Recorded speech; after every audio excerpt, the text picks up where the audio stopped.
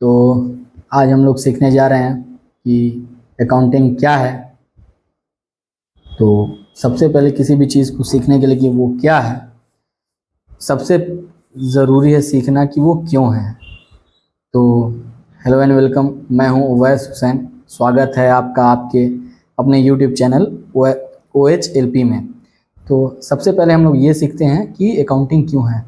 तो देखिए, अकाउंटिंग बहुत ज़रूरी है क्योंकि हर बिजनेस में जितने भी ओनर हैं या उसके स्टेक होल्डर हैं, उनको ये जानना होता है कि उनके बिजनेस में क्या प्रॉफिट हो रही है कि नहीं हो रही है, उनके बिजनेस में खर्च कितना होता है, माल कितने में सेल होता है, कितने में खरीदते हैं उनको, उनके पास कितने का स्टॉक पड़ा हुआ है, या जो भी स्टाफ की सैलरी है वो हर महीने की क्या है, या एनुअली कितना सैलरी पे खर्च कर रहे हैं, इलेक्ट्रिसिटी पे कितना खर्च होता है, या और भी बहुत सारे बिजनेस के खर्च हैं जो उनको जानना होता है। तो ये कौन बताएगा आखिर? तो ये सारी चीज़ों को जो बताता है वो अकाउंटिंग बताएगी। अब इन सारी चीज़ों को स्टेक होल्डर क्यों जानना चाहते हैं, आखिर स्टेक होल्डर कौन है? तो मेनली जो स्टेक होल्डर है, मैं कुछ स्टेक होल्डर का नाम आपको बताता हूँ कि सबसे पहले स्टेक होल्डर एक होते हैं जो कि उसके ओनर खुद हैं, और गवर्नमेंट है, इन्वेस्टर हैं, बैंक हैं, ठीक है, पब्लिक्स है। कि ये अब गवर्नमेंट को क्यों जानना है आपके बिजनेस के बारे में? क्यों? क्योंकि उसको रेवेन्यू जनरेट करना है आपके यहाँ से। जैसे कि कोई भी बिजनेस पे, मतलब बिजनेस पे तो आप सब हम जानते हैं कि इनकम टैक्स लगता है या GST लगता है। तो गवर्नमेंट जब आप उसको अकाउंटिंग करके बताएंगे कि हाँ मेरा सेल इतना है और मेरा प्रॉफिट इतना है, तभी आपके बिजनेस पे टैक्सेशन का काम होगा। जैसे कितना उससे GST कलेक्ट करना है, ये गवर्नमेंट को पता चलेगा। नेट प्रॉफिट जो है उस जो फिर आपका उसके बाद कैलकुलेशन होता है, उस पर पता चलेगा कि आपका टैक्स कितना बनता है। तो ये गवर्नमेंट को इस वजह से जानना है। लेंडिंग इंस्टीट्यूशन होता है बैंक्स। अब सपोज कीजिए कि आपके बिजनेस में बहुत सारे पैसों की ज़रूरत है। अब हो सकता है कि आपकी पूंजी उतनी ना हो और आपको लोन की ज़रूरत पड़ जाए। तो अब बैंक ये तो देखेगी ना कि आपका सेल क्या है, अब वाकई में आपका मार्केट शेयर है कि नहीं है, आपका बिजनेस आगे बढ़ रहा है कि नहीं बढ़ रहा है, आपकी प्रॉफिट कितनी है, और आप किस तरह से बिजनेस को ऑपरेट करते हैं। तो ये कौन बताएगा? आपका एक फाइनेंशियल स्टेटमेंट। जितना एफिशिएंट आपका बिजनेस रन होगा उतनी एफिशिएंट आपकी और प्रॉफिट होगी और आपका रेवेन्यू होगा। तो बैंक इस वजह से आपके स्टेक होल्डर हैं। तो और फिर जो इन्वेस्टर हैं वो आपके बिजनेस में पैसा लगाना चाहते हैं, क्योंकि जब बिजनेस ग्रो करेगा तो वो एक अच्छा मुनाफा देगा। तो हर कोई चाहेगा कि हम अच्छी कंपनी में पैसा लगाएं ताकि उनकी वेल्थ क्रिएट हो सके। और इस तरह से ये सारी चीज़ें कब पॉसिबल है, कैसे पता चलेंगी कि मतलब कितना बिजनेस में क्या हो रहा है?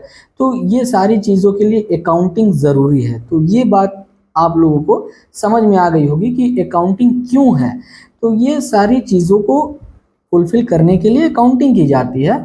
और अब समझते हैं कि अकाउंटिंग का मतलब क्या है, डेफिनेशन क्या है, क्योंकि बुकिश नॉलेज भी थोड़ा होनी चाहिए। इन जो प्रैक्टिकल है वो तो है, बट कुछ जो है उसकी डेफिनेशन क्या है तो उसको हम लोग समझते हैं।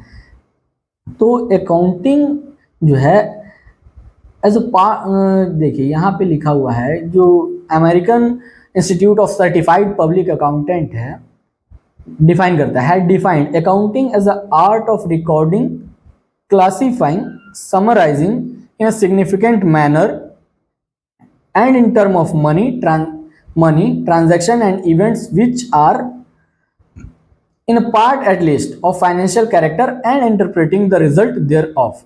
ठीक है, तो आइए इस डेफिनेशन, तो ये काफ़ी भारी भरकम हो चुकी है, बट हम लोग इन डेफिनेशंस को तोड़ तोड़ के एक एक वर्ड समझते हैं। आर्ट ऑफ रिकॉर्डिंग, तो रिकॉर्डिंग क्या है? अब जो भी चीज़ को रिकॉर्ड करना है वो फाइनेंशियल इन नेचर होना चाहिए। ऐसी इकोनॉमिक एक्टिविटी होनी चाहिए जो कि फाइनेंशियल इन नेचर है। जैसे कि अब मान लीजिए किसी भी बंदे को, स्टाफ को सैलरी पे करना है, वो क्या है आपका, वो आपकी सैलरी जो होती है वो फाइनेंशियल इन नेचर है, तो वो हम रिकॉर्ड करेंगे। तो वही कह रहा है कि आर्ट ऑफ रिकॉर्डिंग, तो वहां पे फाइनेंशियल इन नेचर जितने ट्रांजैक्शन होंगे उसको रिकॉर्ड करना है। अब सपोज कीजिए सेल हुआ, कितने रुपए का हुआ, ये फाइनेंशियल इन नेचर, एक मशीन खरीदना है तो मशीन कितने की है ये कैसे पता चलेगा, वो हम कोटेशन लेंगे या जाके पता कर लेंगे, और जब हम खरीद लेंगे उसको रिकॉर्ड करेंगे। क्यों? क्योंकि ये फाइनेंशियल इन नेचर है। ठीक है। अब एक होता है नॉन फाइनेंशियल इन नेचर, जैसे किसी कंपनी के एमडी चेंज हुए, तो एमडी का चेंज होना, स्टाफ का चेंज होना, ये फाइनेंशियल इन नेचर नहीं है, तो इस ट्रांजैक्शन को रिकॉर्ड नहीं किया जाता है। अब उसको क्लासीफाई करना, और सबसे पहली बात और कि ये रिकॉर्ड कैसे होगा, इनका जर्नल मेंटेन होता है, लेजर मेंटेन होता है। तो ये सारी चीजें हम लोग धीरे धीरे करके पढ़ेंगे अभी। अब आता है क्लासीफाइंग। क्लासिफिकेशन का मतलब जो चीज एसेट्स है उसको एसेट में क्लासीफाई करना है, जैसे मशीन, फर्नीचर या पेटेंट है या कुछ भी है, आपका कैश है, ये सारा एसेट है। तो जो लायबिलिटी है, लोन है, इन सारी चीजों को क्या कहें, क्लासिफिकेशन। मतलब जो आपका इनकम है उसको अलग क्लासीफाई कीजिए, जो एक्सपेंस है उसको अलग क्लासीफाई कर दीजिए, और जो एसेट है उसको अलग क्लासिफिकेशन होगा, और लायबिलिटी का क्लासिफिकेशन अलग होगा। फिर उसका समरी बना लीजिए जैसे, और उसके बाद उसकी फाइनेंशियल की सबकी रिपोर्टिंग होती है। जैसे उसको बनाना कैसे कि फिर आपका फाइनेंशियल स्टेटमेंट बनता है। फाइनेंशियल स्टेटमेंट में 3 चीज़ें आती हैं, balance sheet, profit and loss, 3 नहीं और भी चीज़ें हैं जो थोड़ा आगे चल के समझ में आएगा। तो balance sheet, profit and loss और आपका कैश फ्लो स्टेटमेंट, ये सारा चीज़ हम लोग प्रेजेंट करते हैं, जिससे जो आपके स्टेक होल्डर हैं उनको एक इंफॉर्मेशन मिल सके कि पूरे फाइनेंशियल ईयर में इस कंपनी के साथ क्या हुआ है, इसका क्या सेल रहा है, और क्या इसका प्रॉफिट है, क्या इसका स्टॉक है, क्या इसने कितना लोन लिया है, कितना इसकी अपनी पूंजी है, कितना इसका एसेट है, सारा चीज। तो एक बार फिर समझ लेते हैं कि रिकॉर्डिंग क्या है। हर एक ट्रांजैक्शन को रिकॉर्ड करना जो कि फाइनेंशियल इन नेचर है और इसी बिजनेस का है, और इसको रिकॉर्ड करेंगे जर्नल लेजर में, क्लासीफाई कर लेंगे, उसके बाद समराइज करके एक हम लोग प्रेजेंट करते हैं। और अब जो है यहाँ पे क्या कहता है आगे में, accounting can therefore be defined as a process of identifying, measuring, recording and communicating the required information relating to economic event of an organization to interested user of such information। इसका मतलब क्या है, ये भी डेफिनेशन को हम लोग simple तरीके से, क्योंकि ये जो डेफिनेशन होती है एक भारी भरकम है तो समझने में थोड़ा सा मुश्किल होगी, जब हम लोग हर एक वर्ड को समझेंगे तभी आसान होगी। तो आइए समझते हैं पहले कि आइडेंटिफाई, जैसा कि ऊपर मैंने बताया कि सबसे पहले किसी भी ट्रांजैक्शन को आइडेंटिफाई करना है कि वो फाइनेंशियल है कि नहीं है। जो फाइनेंशियल होगा उसी को रिकॉर्ड करना है, मेजर करना है कितने का है, इस पे इंपैक्ट कितना पड़ेगा। 1 लाख रुपए की मशीन खरीदना है तो ये मेजर हो रहा है कि ये 1 लाख का है, स्टाफ को देना है 5,000 रुपए, कैसे पता चल रहा है, ये मेजर हो रहा है, मेजरमेंट है। ऐसा नहीं कि जो चीज को मेजर नहीं कर पाएंगे उसको भी रिकॉर्ड करना है, वो अलग चीज है। और एक सिस्टमैटिक मैनर में रिकॉर्ड करना है, जो आज के दिन खर्च हुआ उसको आज ही रिकॉर्ड करेंगे, जो कल खर्च होगा उसको कल रिकॉर्ड करना है। ठीक है। और communicating the required information relating to economic event of an organisation. तो ये जो भी है वही बात जो कि स्टेक होल्डर हैं उनके सबको बता देना है कि ये मेरा फाइनेंशियल स्टेटमेंट है और उसमें क्या क्या चीज़ आपकी प्रॉफिट है, क्या लॉस है, सारा चीज़ वहीं से पता चल जाएगा। तो इकोनॉमिक इवेंट अब किसको कहते हैं, तो सबसे पहले economic event is known as happening of consequences to business organisation which consist of transaction. मतलब economic event is known as happening of consequences to a business organisation, किसी भी ऑर्गेनाइजेशन में कुछ होना, विच कंसिस्ट ऑफ ट्रांजैक्शन, जिसमें एक transaction हो रहा है, which are measurable in monetary terms, मतलब किसी बिजनेस में एक मतलब कुछ ऐसा ट्रांजैक्शन हुआ जो कि मॉनेटरी टर्म्स में है, जैसे कि कुछ मैंने बताया अभी कि सैलरी पे करना है, इलेक्ट्रिसिटी का खर्च है, या प्रिंटिंग का खर्चा है, अगर आपका बुक वगैरह बुक का बिजनेस है, तो ये सारी चीजें, तो ये मॉनेटरी भी होना चाहिए। और देखिए यहाँ पे लिखा है installing and keeping it ready manufacturing is an event, तो ये सारी चीजों के लिए पैसा लगता है। अभी आइए यहाँ, if an event involves transaction between outsider of an organization, these are known as external event। अब इवेंट भी जो है, इकोनॉमिक इवेंट जो है वो दो तरह का है। सबसे पहले क्या समझते हैं कि इकोनॉमिक इवेंट कहते हैं किसको है, इकोनॉमिक इवेंट जो कि बिजनेस में ट्रांजैक्शन हुआ जो कि फाइनेंशियल इन नेचर है। सबसे पहला चीज एक ट्रांजैक्शन होना जो कि फाइनेंशियल इन नेचर है। अभी इकोनॉमिक इवेंट भी दो तरह का है, एक है एक्सटर्नल इवेंट और एक है इंटरनल इवेंट। अपने स्टाफ को पैसा देना internal event, but external event क्या है, sale of merchandise to customer, अपना आपने सेल किया, ये किसी एक्सटर्नल इवेंट है ये। और rendering of service to the customer, suppose कीजिए आपका एक कार का वर्कशॉप है और आपके यहाँ कोई कस्टमर आते हैं अपनी कार को लेकर के, तो जो कार है वो उसमें जो भी आपने काम करवाया, कस्टमर कौन है, आपका एक्सटर्नल है। तो यहीं से समझ जाइए कि दो चीजें, आपका जो स्टाफ है वो इंटरनल है और जो कार है लेके आए कस्टमर वो एक्सटर्नल है। तो दोनों ही चीज आप एक जगह पे समझ लीजिए कि आप जो उसके बदले में जो सैलरी देंगे वो अपने स्टाफ को देंगे और वो एक इंटरनल इवेंट है। और जो आपको जो जहाँ से पैसा मिलेगा, जो सर्विस चार्ज मिलेगा वो कस्टमर देगा और वो एक एक्सटर्नल इवेंट है। परचेज ऑफ मटेरियल, किसी भी तरह का आप मटेरियल खरीदते हैं अपने सप्लायर से, चाहे वो क्रेडिट पे हो, माल तो हम लोग क्रेडिट पे भी खरीदते हैं और कैश में भी खरीद लेते हैं, रिकॉर्ड तो दोनों ही होगा। तो अब ये जो चीज है जो आप बाहर से खरीद रहे हैं ये क्या है, आपका एक एक्सटर्नल इवेंट है। रेंट देना ये क्या है, एक्सटर्नल इवेंट। तो शायद आप लोगों को समझ में आ रहा होगा। अब इंटरनल इवेंट क्या है, internal event is an economic event that occurs entirely between the internal wing of an enterprise, जैसे सप्लाई ऑफ रॉ मटेरियल और component by the store department to manufacturing department, payment of wages to employ. देखिए वही बात, बहुत बार हमारी business में जो multinational company होती है या कोई भी ऐसी कंपनी है जिसका बहुत सारा मतलब डिपार्टमेंट है, प्रोडक्शन डिपार्टमेंट अलग है, सेल डिपार्टमेंट अलग है, तो वो वहाँ से प्रोड्यूस किया कुछ माल, अब वो कहीं किसी और डिपार्टमेंट में जाएगा, जैसे प्रोड्यूस हो गया अब पैकेजिंग डिपार्टमेंट में जाएगा, तो वहाँ से हो सकता है कि कुछ चार्ज हो कि ये इतना रुपये इस पर खर्च हुआ, तो ये आपका इंटरनल खर्च है। तो ये है इंटरनल इकोनॉमिक इवेंट। तो इकोनॉमिक इवेंट क्या है, इकोनॉमिक इवेंट वो है जो कि फाइनेंशियल ट्रांजैक्शन को बताता है, ठीक है।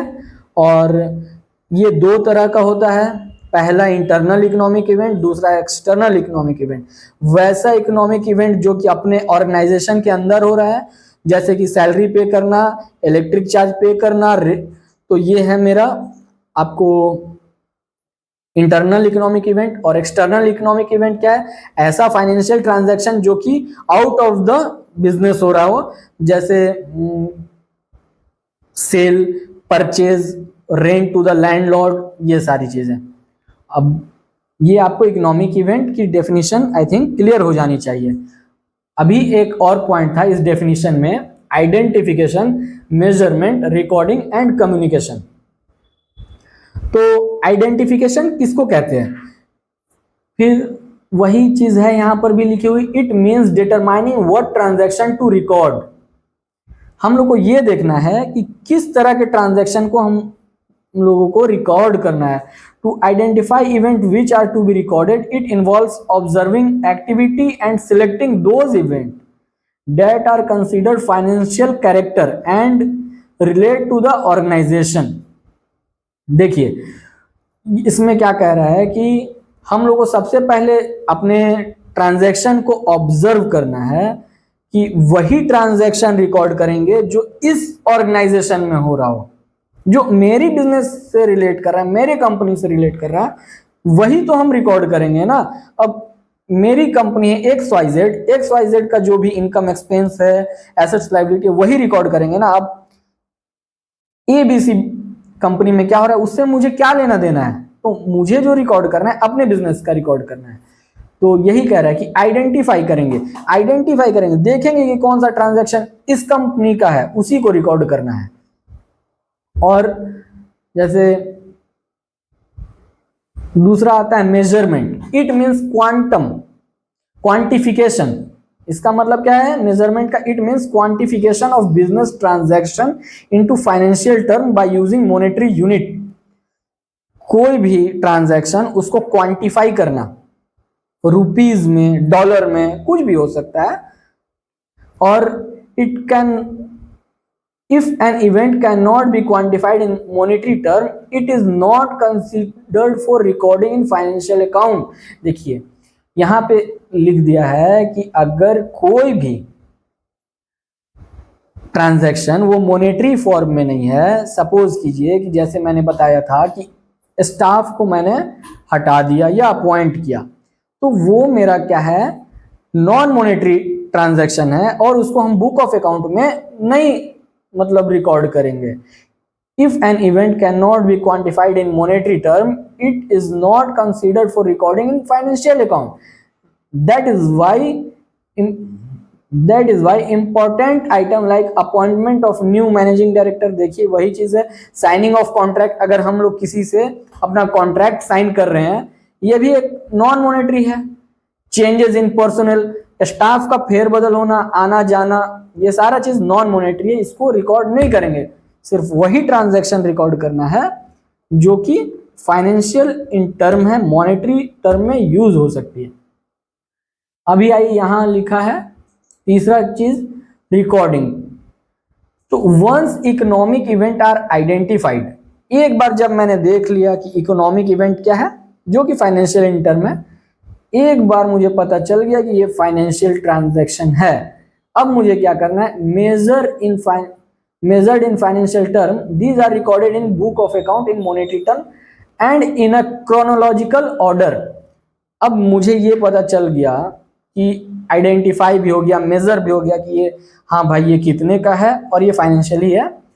अब मुझे क्या करना है कि रिकॉर्ड करना है, ठीक है, और वो एक सिस्टमेटिक मैनर में, क्रोनोलॉजिकल ऑर्डर में।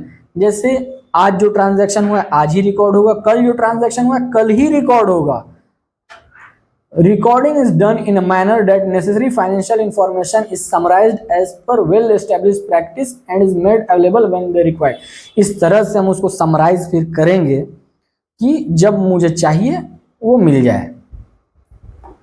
अब communication, the economic event are identified, measured and recorded in order that pertinent information is generated and communicated in certain form to the management and other internal external user। जैसे कि मैंने video start होने से पहले ही बताया था कि accounting क्यों है, तो यहाँ पे भी वही बता रहा है कि आपका एक बार पूरी अकाउंटिंग हो गई, फाइनेंशियल स्टेटमेंट आ गया, तब आपको क्या करना है, उन सारे चीज़ों को कम्युनिकेट कर देना है।